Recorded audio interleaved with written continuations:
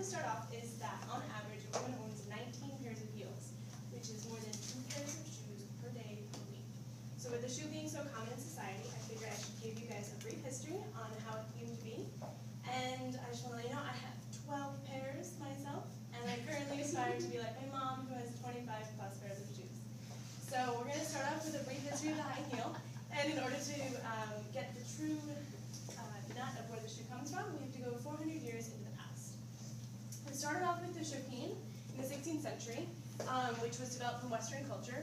And we have here the chopine, which is a 30-inch column, and the people who wore these shoes would have to have servants hold their hands, or would have to walk around with canes in order to not fall over.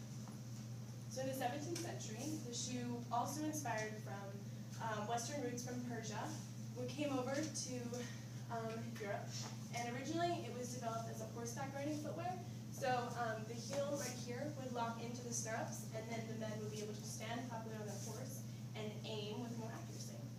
So here you have King Louis XIV, and as you can see, the heel is red, and he would do this to separate himself from the rest of society. And so when you were walking on the street and you saw a red heel, you would know that they were part of King Louis's court, and this was a law. So you had to be part of King Louis's court to have red-heeled shoes.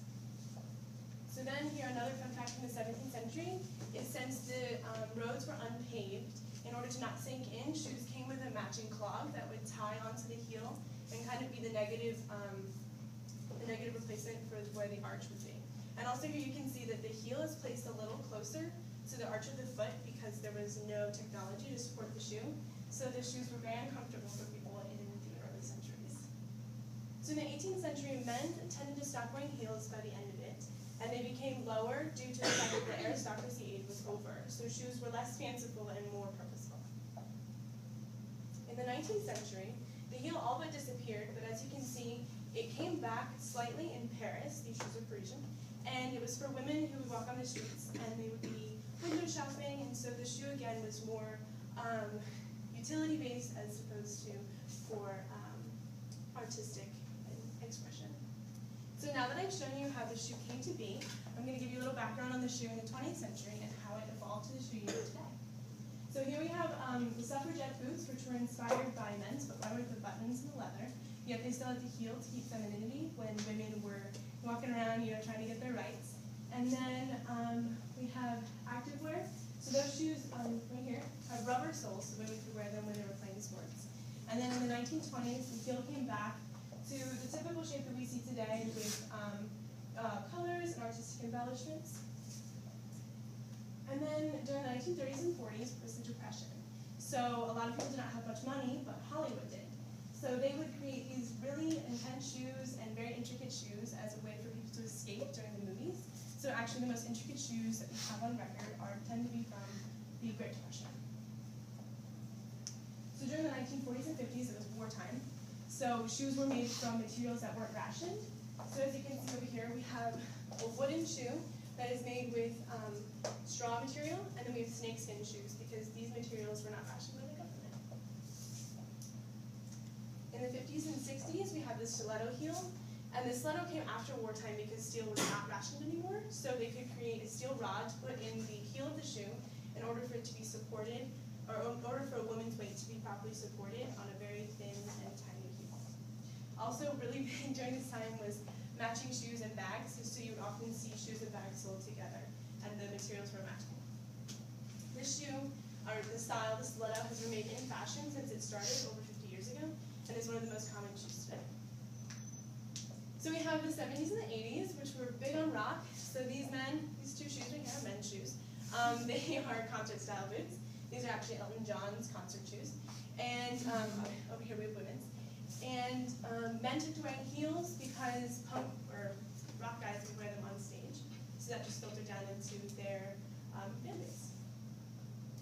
So then in the 80s and 2000s, we have punk rock influence with the studs and the leather. So that was like a little bit of an 80s vibe. And then in the 1990s, we have business casual. So the shoe is fashionable yet functional. So women could wear them to work and still, have some sort of fashionable edge. So now you've seen the shoe's history. I'm going to show you what has been done with the shoe today. So here's an example of Prada's collection called Hot Rod from 2012. And it's actually inspired by the opera La Donna e Mobile, which means women in cars.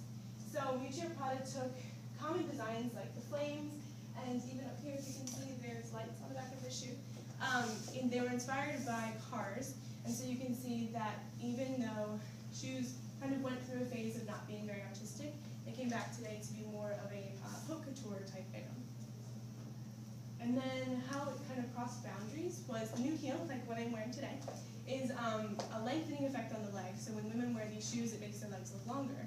Yet the shoe, for a very long time, the new heel, was only applicable to white women because the colors of the shoe only affected white women. So Christian Louboutin came up with the campaign of the nudes. So the shoe actually comes in 5 different colors, so that this trick is available to all races and all ethnicities. And then some popular brands today